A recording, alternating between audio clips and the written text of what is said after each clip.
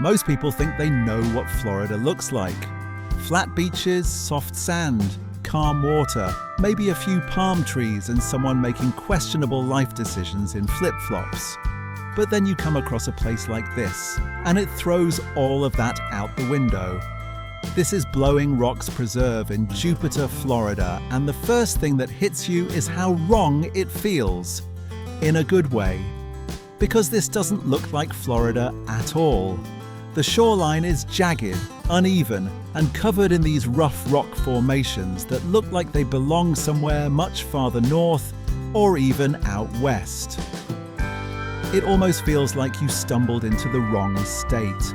But what you're actually looking at is one of the most unique geological features in Florida.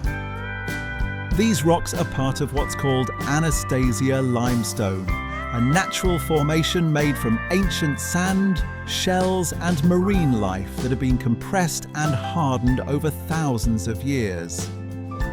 So instead of the soft, shifting beaches you normally see, this is a piece of Florida that hasn't been smoothed out by time. And that's what makes this place different. Most coastlines go through a process where waves and erosion gradually wear everything down into sand. Here, that process didn't finish the job. What you're seeing is the raw version of Florida's coastline, the version that existed long before it became the postcard image people expect today. Now when the ocean gets involved, that's when things get interesting. On a typical beach, waves roll in, spread out, and disappear. But here, the water hits these rocks with force, gets pushed into cracks and openings, and then gets shot back out. On rough days and high tide, that water can blast straight up into the air, sometimes reaching impressive heights. That's where the name Blowing Rocks comes from, and when it happens, it's not subtle. Even on a day that isn't completely out of control, you can still feel the energy here. There's a constant motion, a sense that the ocean is working against the land in real time. It's not peaceful in the typical beach sense. It's more alive. And standing here, you start to realize this isn't a place designed for comfort. It's a place that reminds you how the coastline actually works. And there's also something else going on here that a lot of people miss. This preserve isn't just about the rocks. It's part of a protected barrier island system that stretches from the Atlantic Ocean over toward the Indian River Lagoon. It supports wildlife, including sea turtle nesting, and preserves a version of Florida that hasn't been reshaped or overdeveloped.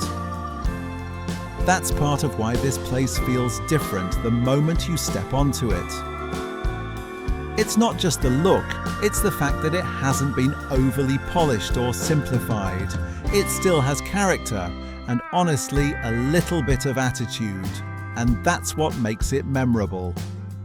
Because most people come here expecting one thing, and they get something completely different.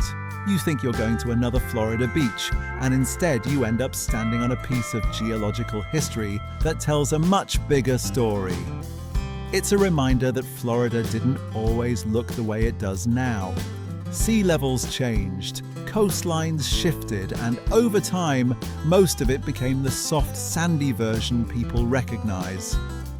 But places like this still exist, holding on to that older version, that rougher version.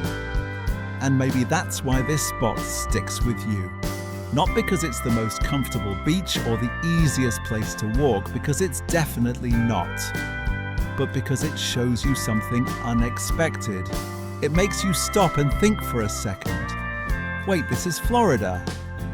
Yeah, it is, just not the version most people are used to seeing.